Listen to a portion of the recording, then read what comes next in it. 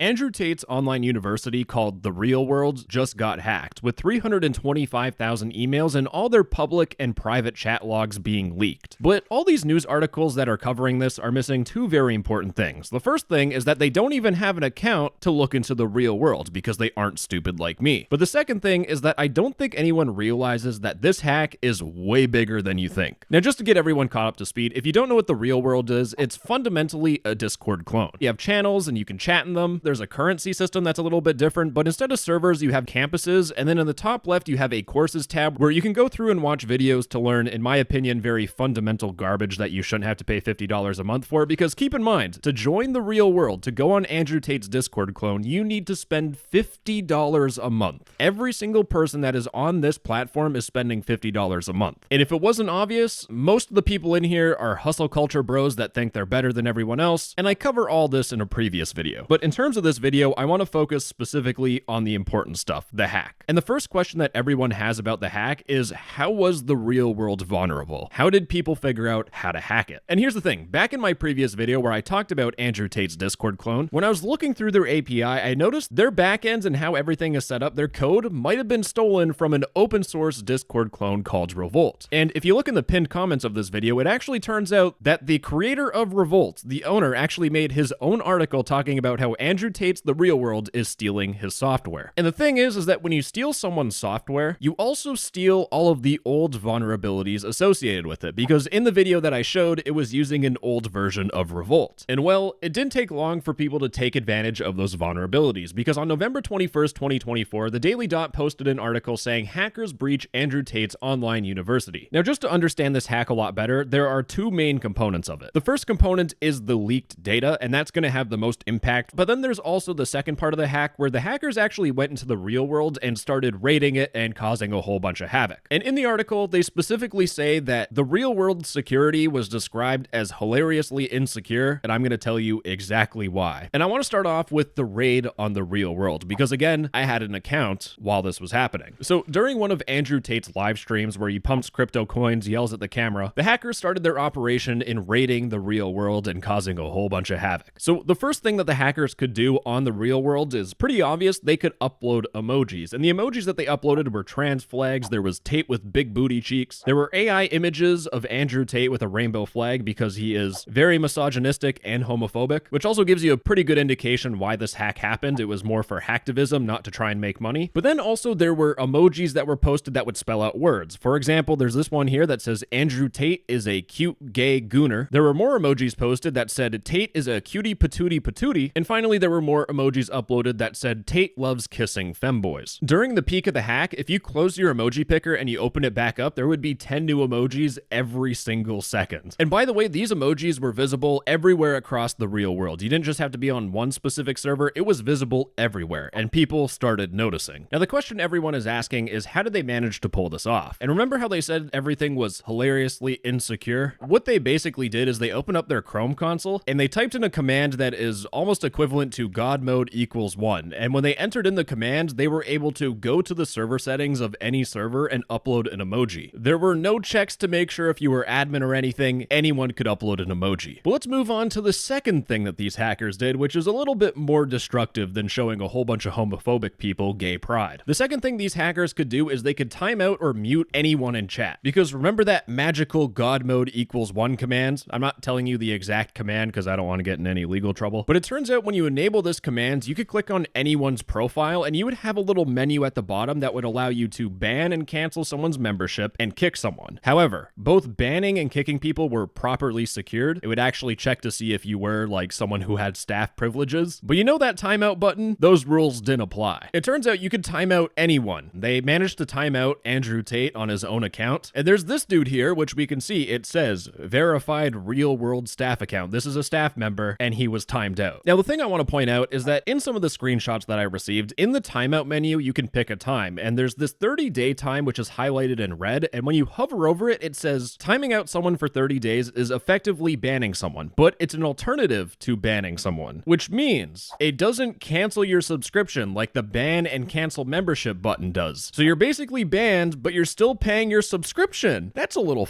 locked. But something that wasn't talked about in any article is that the third vulnerability that these hackers could do is they could create any group chat. Now, I'm going to assume none of you know, but in the real world, you need to earn coins to exchange for power-ups. And specifically, there's a power-up that you can purchase called direct messages. Now, to unlock direct messages, you need to be logged in for 90 days, which means at the very least, you would need to spend 3 months worth of subscription to the real world, which is $150, just to DM people on the stupid platform. But what the hackers could do is they could add anyone to a group chat. They didn't even need to spend $150. So theoretically, they could go on a group chat with Andrew Tate and show how much of a fan they are by saying how they want to kiss Andrew Tate on the mouth while rubbing his shiny head like a genie lamp. But the fourth thing that these hackers could do is they could crash people on the real world. What they would do is they would use the real world's API to send a message. It looks like a normal message, but inside of the message content, it's all malformed and messed up. And what would happen is that if you viewed that message, your client would just crash. It would give you a blank screen and you wouldn't be able to use the real world until you went to a different channel on a different device. Now, the final thing that these hackers did, which is the most important part of the hack, is that they were able to view messages both in every single public channel, which really isn't anything important. If you have an account, you can just view all the channels normally, but they could also view the messages inside of private channels. Now, I'm going to do my best to try and explain on a surface level what's going on, but remember how they said things were hilariously insecure? What these hackers would do is they would get the server ID of the server that they're on, and to get that, you just look inside the URL bar. It's that easy. And using this server ID, they could make a request to the real world servers where it would list all of the channels inside of the server, all the public channels and all of the private channels. It would list the channel's ID, which is this chunk of text up here. Now, using both the server ID and the channel ID, you could send a request to the real world servers to get the messages inside of that specific channel. It didn't matter if it was a private channel, you were just given access to the messages. No security checks, hilariously insecure. And that was the most important thing that these hackers did, because with all of that data, they published it. Because according to a tweet by VX Underground, they noted that the content of the data breach was given to a nonprofit organization, DDoS Secrets, and is available for anyone to review. And just to give you a scale on how much information are in these data leaks, it is actually ginormous. So just to give you a frame of reference, to download all of the leaked data from Andrew Tate's The Real World, it is 14.1 gigabytes. 14 gigabytes of just raw text files. There is so much information in these leaks, it's actually nuts. There's 221 public and 395 private chat channels. Apparently, they generate $5.6 million a month. Christ. But inside of the contents of these leaks, if you want to look further into it, there's both private channels and public channels, and inside of the private channels, you have the private channels of each one of the campuses or the servers, and all of this is hosted on the clear internet. You don't need to go on the dark web. It's just available for anyone on the internet to sift through. It is a treasure trove of information that is going to have way bigger consequences than you think. And just to give you an example on how big the consequences of this data breach is, I'm going to give you a couple of examples that are, I want to say probably, but 100% this is going to occur. It's just inevitable. But the first thing is that according to Have I Been Pwned, which is a website that shows you if your information has been exposed in a data breach, in the Andrew Tate data breach, they added 324,000 email addresses. If you are someone that wants to scam someone, this is basically 324,000 potential victims that you can scam. These are the same people that spent $50 to go on an Andrew Tate chat platform. And these people are also probably interested in cryptocurrency like Andrew Tate, which means they are prime targets to be scammed in cryptocurrency scams. But that's just the tip of the iceberg, because Andrew Tate has something called the War Room, which are a whole bunch of dudes that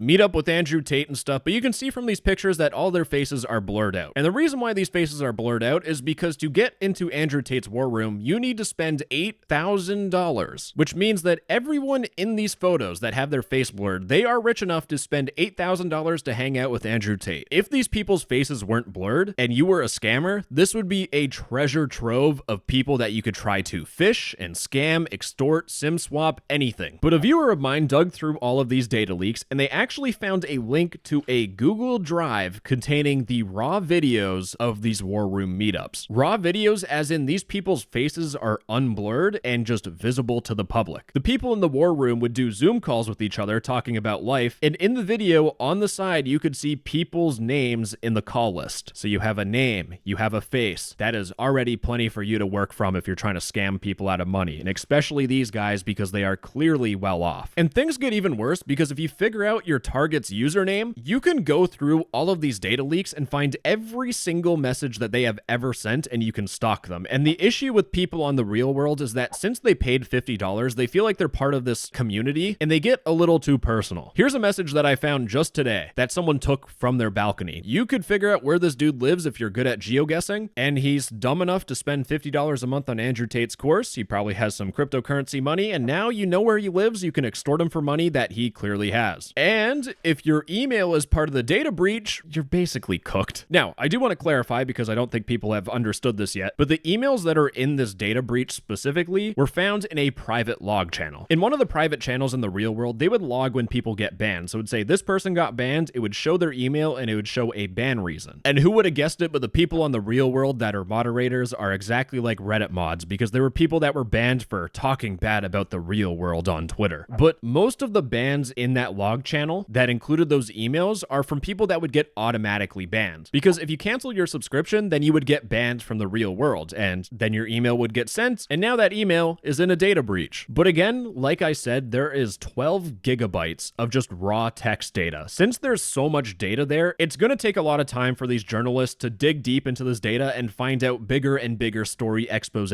pieces. But in the future, you could potentially have law enforcement or crypto investigators like CoffeeZilla or ZachXBT analyzing this data breach. And remember, they have the chat logs of almost every single channel inside of the real world. But if Andrew Tate is setting up an illegal crypto operation or sent a message orchestrating pump and dumps to help his most devoted fans make money, all of those will be hidden somewhere in that private chat logs. If I was Andrew Tate, or if I was anyone in the real world, I would be very, very worried right now. And that's where we get to Andrew Tate's response on the matter. Because on Twitter, Andrew Tate he just straight up downplayed everything. He made a tweet saying, "We hacked his school and saw the chats of his 800,000 members. The chats are public. You literally just bought a membership and logged in and read the rooms. Call that a hack?" And then he just goes on a complete rant. I, as someone who has a real world subscription for only 1 month because I'm not paying $50 again, but I'm only able to access public channels, not private ones, and those private channels are included in the data breach. So this tweet is completely downplaying everything. But here's the thing, Andrew Tate also made a second public comment talking about this hack, because on November 23rd at 7:52 a.m., he made an announcement saying, "Fake news alert at students, the real world has never lost names, addresses, credit card details, or any personal private data in its history. We got Matrix attacked, and some nerds played with our new custom emoji functionality. The chats inside the real world are public to any paying member, but that's obvious. How is that a hack?" Again, the same argument he made in his tweet, which is just outright incorrect. However, there's an even bigger hack that everyone missed, because according to a news article by Cybernews, Andrew Tate's The Real World exposes 22 million user messages, and this was back in July 1st, 2024. Turns out the Real World's MongoDB database was just not secure. Whoops, that just happened. And the information included were people's user IDs, their email, and that's for every single person in the real world. It would also show the password reset token for every single account. If you knew Andrew Tate's user ID, which you can easily find, or if you knew Andrew Tate's email, which again is public, you could look for his account, get his password reset token, reset his password to something, and you could take control of his account and, I don't know, promote a scam cryptocurrency, scam a whole bunch of people. You could delete everything. Things could have been much worse. However, this exploit was then fixed because all they had to do was just set a password on the thing. Now, going back to Andrew Tate's post on The Real World talking about the actual data breach, he says the real world is secure. And, well, is it? It does seem like they fixed a couple of issues. They for sure fixed the emoji upload, so no more gay pride parades on Andrew Tate's The Real World, so I'm quite disappointed. But it also seems like they patched the vulnerability that allows people to view the messages inside of private channels. In my opinion, this is not really an accomplishment, because remember, it was quoted that the platform is hilariously insecure. There are going to be a bunch of people that are going to poke and pry at this platform and try to find other problems. If you are someone that is thinking about poking and prodding into the real world, I just want to give you a massive heads up. But I was contacted by one of my viewers, but what they did is they reported a bug to the real world, which allowed you to go into the real world without paying $50 a month. And when my viewer reported that bug, two important things happened. The first thing is that they were promised a bug bounty. They were promised money for disclosing this bug responsibly and not abusing it and giving people a whole bunch of free the real world accounts. A month later, Andrew Tate's goons just completely ghosted him and deleted all of their chats. So he didn't get paid. And the second thing that they did is that they didn't even fix the bug that the guy reported. So with all that combined together, I genuinely, if you are on the real world, I would not listen to Andrew Tate downplaying the situation and calling it fake news. But most of the messages that I saw where things are getting hacked and homophobia were this dude who said he went from $5,000 to $0 in a single day. And instead of him reconsidering his life choices, it's all a part of the game. If I was a cryptocurrency scammer and I saw something like this, I would know I'm dealing with a class A idiot or an easy target. If you know any of your friends or anyone that is in the real world, I would let them know to be very cautious. This hack is bigger than what most people think. It's going to be used to scam people. It's going to be used for investigations against Andrew Tate. And now I'm going back to the Matrix. Bye bye. I love you. Mwah!